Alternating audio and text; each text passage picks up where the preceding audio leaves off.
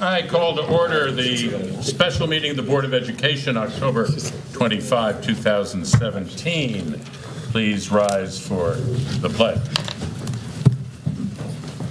I pledge allegiance to the flag of the United States of America and to the republic for which it stands, one nation, under God, indivisible, with liberty and justice for all.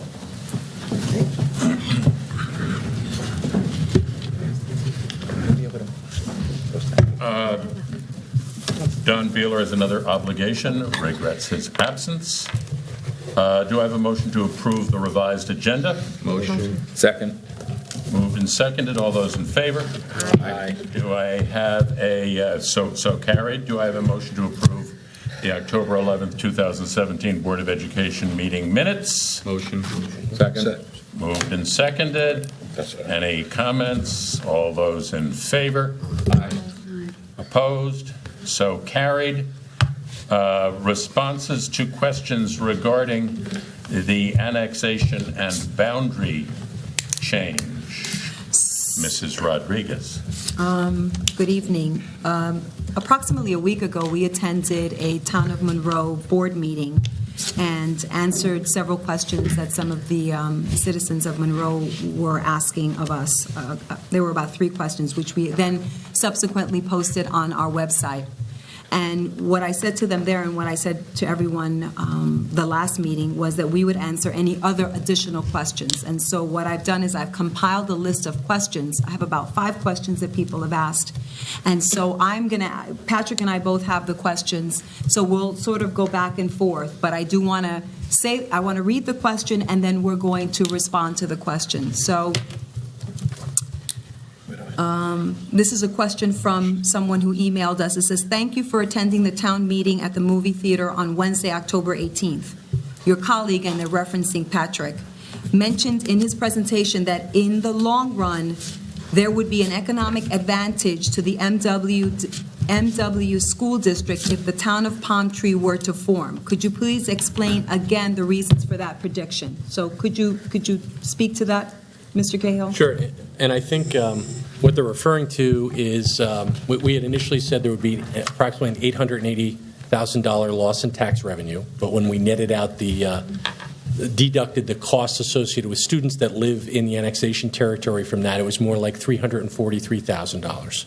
And so that is an immediate impact to the district, and it would be an ongoing impact.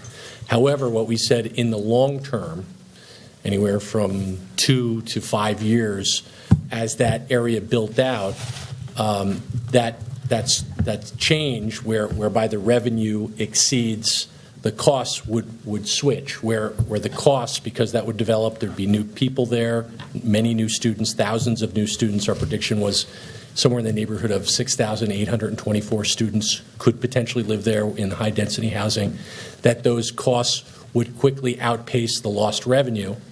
And over some period of time, again, it's indeterminate, but let's say it's 5, 7, 8 years, full build-out, it would be like $1.9 million, where the costs associated with students living there would exceed the revenue loss. And that's what we essentially hung our hat on and said it makes sense to do this, because very quickly, that net loss in revenue would reverse and the costs would exceed the lost revenue. And, we elected to change the boundaries if Town of Palm Tree comes to be. Right, and we said that in the long term. Right. And, like anything, the $343,000, it would be difficult to manage, but we, every year, look at cost-saving measures. I mean, we just closed the Harriman Center. There'll be utility savings there, custodial savings. So I think $343,000, while it seems like a large number, it's a manageable number in our budget of $171 million.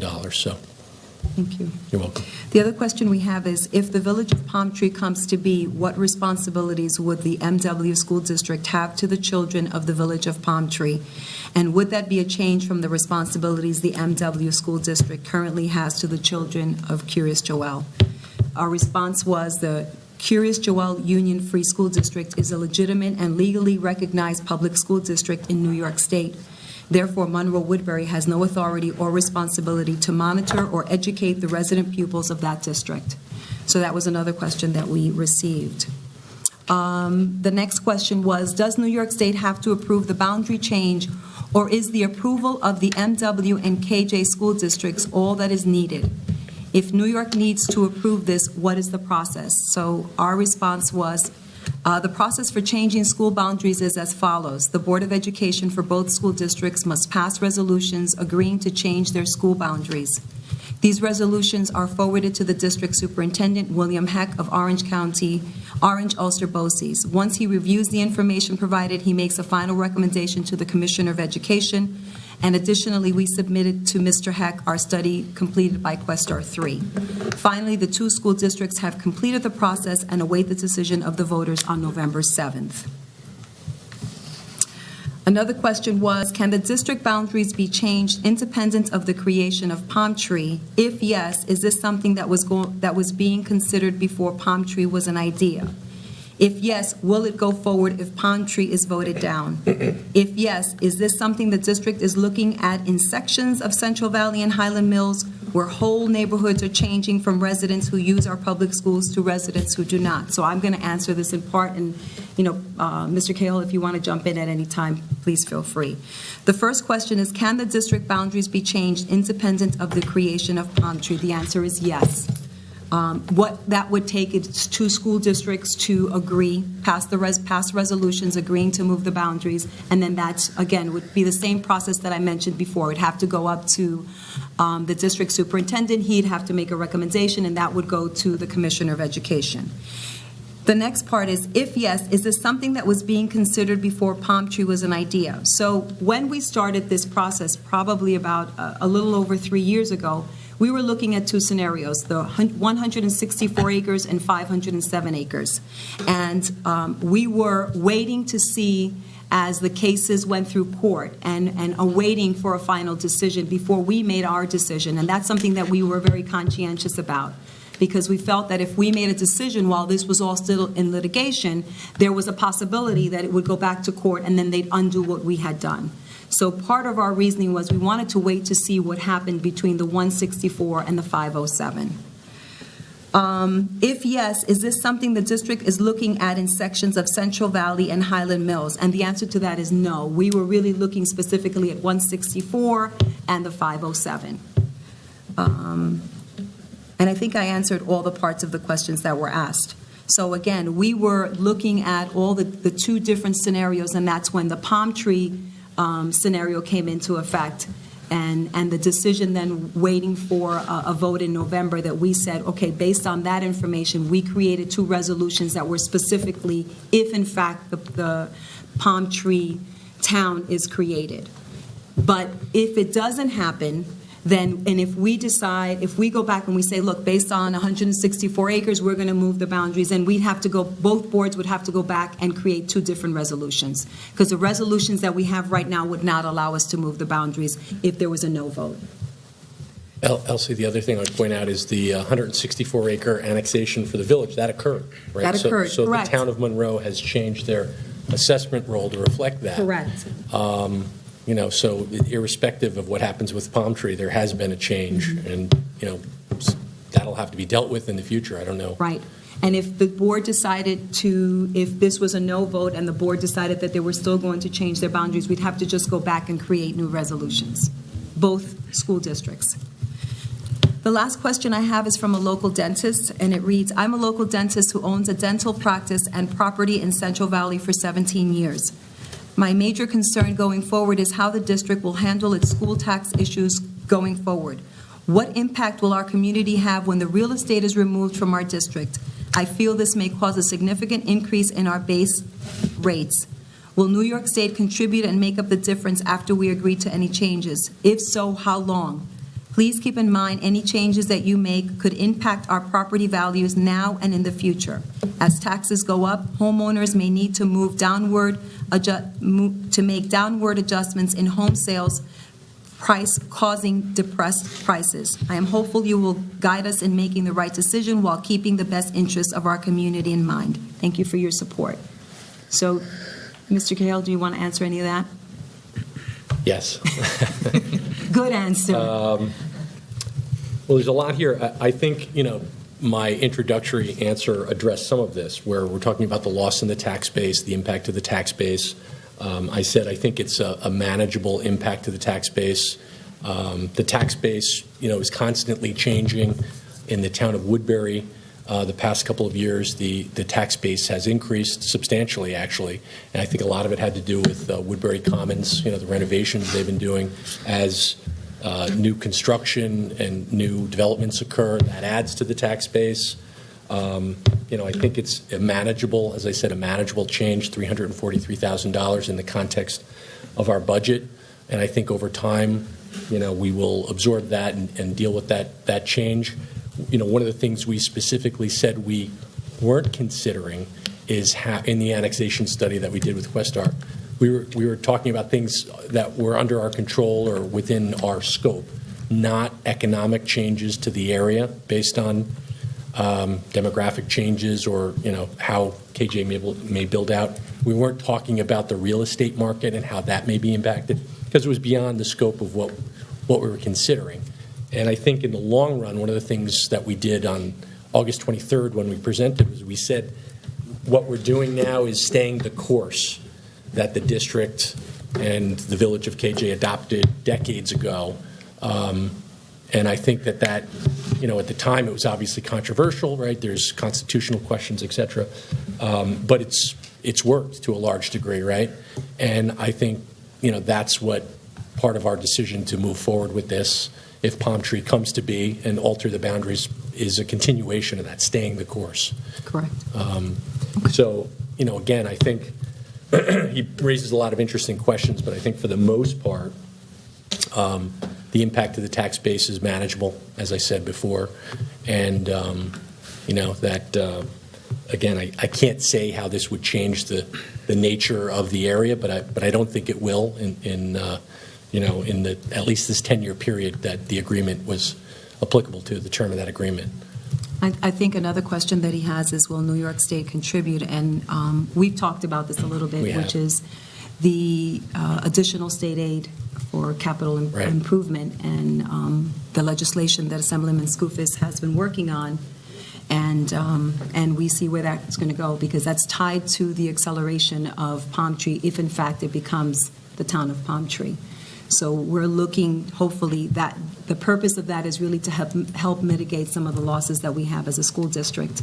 Because, again, although it's, a little over $300,000, it's still significant, right? And it's still going to be felt by the taxpayers of this community. So anything that we could do to help mitigate the loss is important to us. And that's something that we've been working on since January. So we go to Albany every year to advocate for our school district, and that's when we began the conversation with Assemblyman Skoufis and Senator Larkin's office, asking them to please support this legislation. And I think that legislation, particularly with the facilities plan we have and some of the capital needs, I think it would more than offset the loss in revenue. The way that works, the reorg incentive building aid, it's an additional 30% in building aid.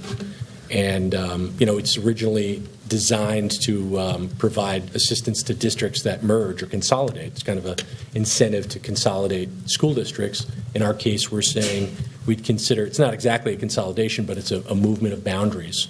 And we put that $500,000 threshold in there. So it's a material impact to the school districts involved.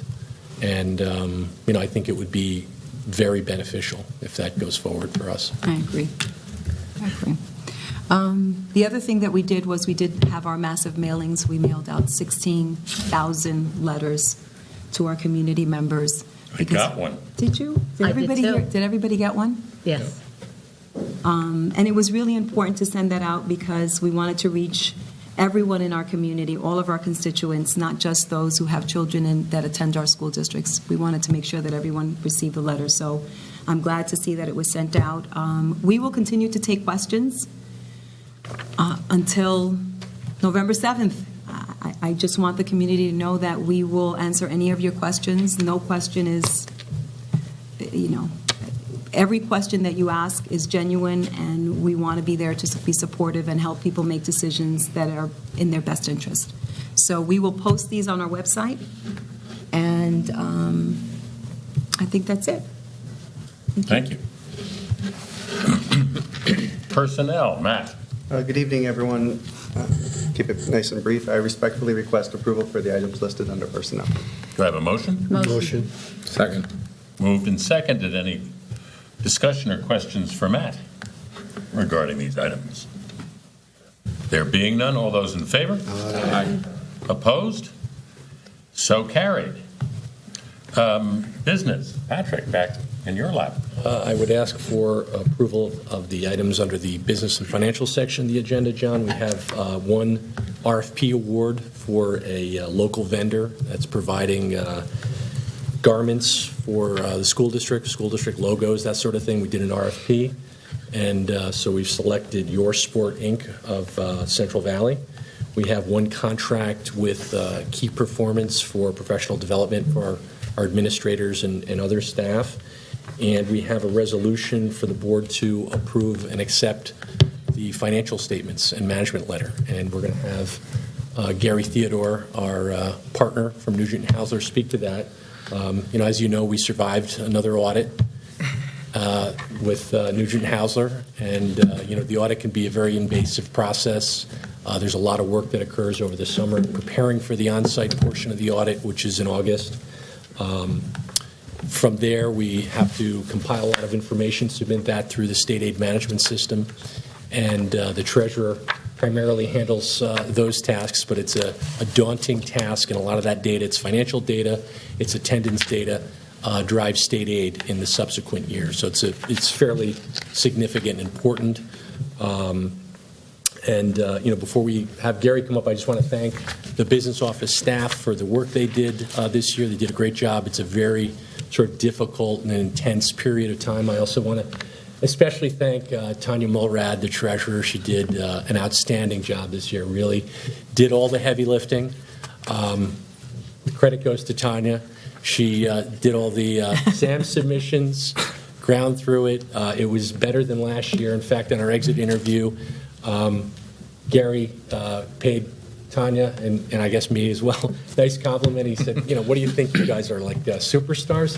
There were no adjusting journal entries. So in other words, they looked at everything and they just said, you guys nailed it. And so I'd like to thank Tanya for that and the staff. And I think Gary's going to come up and actually present the financial statement. So Gary, if you would. The word survived the audit is something a few years ago we might have used that Right. term. I think it's a little harsh at this point because we seem to be doing quite well, and it certainly reflects upon you for hiring people much smarter than yourself That's right. to run your operation. Following your lead, John. So Gary? Hello, everyone. Yes, I'm Gary Theodore, a partner with the accounting firm of Nugent Haussler. I've been auditing school districts for 29 years, and we've been here over 10 years. And I'd also like to remind the board that actually I don't work for the school district, I work for the board. So I'm available to you guys if you have any questions or want to contact me at all as your external auditor. I think everyone has a copy of the report in front of them for those that want to follow along. We did meet with the audit committee and we went over the financial statement in a lot of detail, so you're going to just get the short version tonight. Those that want to follow along, page 1 is the independent auditor's report. There are different types of auditor's reports that can be rendered on your financial statements. This is the best type, a clean opinion, an unqualified opinion. After that is the management discussion and analysis, which I'm not going to stop there. That discusses the current year in comparison with the prior year. But after that is the financial statements, starting on page 16. And in here, you actually have two sets of financial statements. One we call government-wide financial statements that look like business financial statements. And the other financial statements are the fund financial statements, which have been around since the beginning of school districts. On page 16, you see the government-wide or the business-type financial statement. And the very bottom number, the net position, is a minus $57 million. And that means your liabilities are more than your assets. Mostly all school districts are in the negative. And part of that reason is they made us put on here the long-term liabilities. health insurance for retirees, which we call OPEB, pension obligations. So this kind of shows you down the road, the school has obligated itself to certain benefits and things that are going to have an effect in the future. Those aren't affecting you right now, but kind of gives you an interesting perspective to make financial decisions going forward. After the government-wide statements, we'll go to page 18, and now we go to the fund financial statements, which we've been used to seeing for years. And on page 18, the second line up from the bottom is the ending fund balance for the year for each of the funds. And going across, you could see that every fund ended the year with a positive fund balance. The finances of the school are actually in great shape. You're very strong financially, as seen here. And then if you flip over 2 more pages, you'll see the income statement, so to speak, for the funds, the difference between the revenues that came in and the expenses that went out. And the third line up from the bottom on page 20 is your net change in fund balance. And you'll see that every fund had a positive result during the year. Income was more than expenses, further strengthening the financial condition of the district. After the financial statements are the notes. I'm not going to stop there. But after that are the supplemental schedules, and that will hop to page 65. The supplemental schedules, page 65, which we're going to, and page 66, report to you the actual results of the general fund compared to what the approved budget was. And on page 65, the very last column of the page, the very bottom number there, you see a $1.8 million. That's the amount of revenue that came in above what was budgeted. So that was a positive result. And when you flip the page to page 66, once again, this is general fund only, comparing actual to budget. You go to the very last column, very bottom number, you'll see the school underspent the budget by $3 million. Some people might think, whoa, wait a minute, that's a large number for underspending, but it's really a 98% budget accuracy with a budget of your size. So once again, well done there as well. And, I usually like to end my presentation talking about the personnel. And, Patrick kind of stole my thunder a little bit in saying that, dealing with Patrick and Tanya, every question we asked was answered. Every piece of paper we wanted to see was shown to us. So I'm happy to report that the books and records of the school district are in good financial shape, and your finances are in good financial shape as well. Thank you. Thank you. Thank you. You're welcome. Appreciate it. Any questions for Gary while he's up here? Patrick, on this? I do. I have a question. So you said each line we actually came out as a positive. That included the lunch fund? Because Yes. I saw the lunch fund. So, of course, last year I didn't want to raise the price on the lunch. And so since we were up, what does that do? We kind of got nervous and Well, we didn't Increase. increase for this year because we were having a good year. We felt like we were going to have a good year. It's something you look at periodically, depending on, what kind of fund balance we have and how we're doing with operations. There's another wrinkle to that as well, where at some point, based on the federal and state aid we get for free and reduced lunches, it's almost like they require you to have a certain minimum level lunch price. Otherwise, it appears as though, based on the aid that you're receiving for free and reduced lunch, because it usually exceeds, the aid you receive for free and reduced usually exceeds the actual cost of the lunch.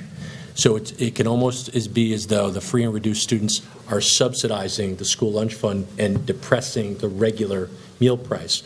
So we're approaching that level whereby we'd be required to bump up our meal prices. Aldous Ansons, the food service director, and I spoke about this recently, the beginning of the year, and he analyzes it to make that determination. But we had no increase for this year. and it's something we'll look at for next year as well, depending on what happens this year. But, no, I was happy with that. The operation of the school lunch fund is in the black, which is good news. I think we panic in the beginning because we usually think, oh my God, we're not, and then it was the same thing the year before that we ended up okay. Right. But we didn't, we did have a loss. We bumped up the price. We held firm this year, no increase, and we'll look at it next year as well. So. I think the other thing that we did, though, is we are very conscientious in making sure that people who are eligible for free Yes, reduced we're more lunch. proactive with that. We were yes, we made sure that, the school buildings did, it's just making sure that people have the ability to take that, can take it. And those numbers are increasing. We know Correct. that, right? I think when I got here, it was 17%. We're at 23, 24%. 29. 29, Wow. okay. A matter of a couple of 29. years, so, yeah. Anything else? Do I have a motion to Motion. pass the business, including the resolution? Second. Moved and seconded. All those in favor? Aye. Opposed? So carried. Thank you. Okay, good evening, everyone. Thank you. Good evening. Thank you. Thank you. Do I have a motion to approve the arrangement of the recommended placements by the Committee of Special Education? Items 8.010203. Motion. Second. Moved and seconded. All those in favor? Aye. Opposed? I must be texting her. So carried. Do I have a motion to adjourn into executive session to discuss Second. personnel items? Moved and seconded. All those in favor? Aye. Opposed? So carried. This meeting is adjourned. So I know a lot.